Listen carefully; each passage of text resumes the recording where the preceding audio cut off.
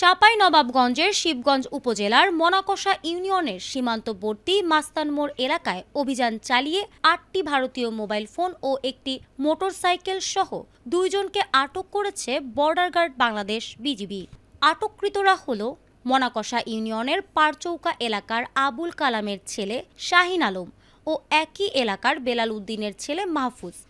মঙ্গলবার দুপুরে বিজিবির ৫৩ ব্যাটালিয়নের পাঠানো এক সংবাদ বিজ্ঞপ্তিতে এ তথ্য জানানো হয়।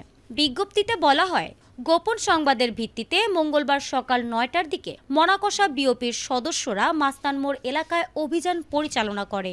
এ সময় একটি মোটরসাইকেল থামিয়ে তল্লাশি চালানো হলে ২ আরোহীর কোমরে লুকিয়ে রাখা ৮টি ভারতীয় মোবাইল ফোন উদ্ধার করা হয়। পরে তাদের আটক করা হয় এবং ব্যবহৃত মোটরসাইকেলটি জব্দ করা হয়। বিজিবি জানায়, জব্দ করা মোবাইল ফোন ও মোটরসাইকেলের আনুমানিক বাজার মূল্য ৩,২৪,৪৮৯ টাকা।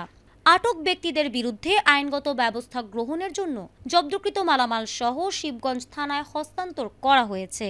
সংবাদ বিজ্ঞপ্তিতে আরও উল্লেখ করা হয়, চলতি জুলাই মাসে সীমান্ত এলাকায় পরিচালিত বিভিন্ন অভিযানে এ পর্যন্ত ৩ জন আসামি সহ মোট ৬৬টি ভারতীয় মোবাইল ফোন জব্দ করেছে ৫৩ বিজিবি ব্যাটালিয়ন।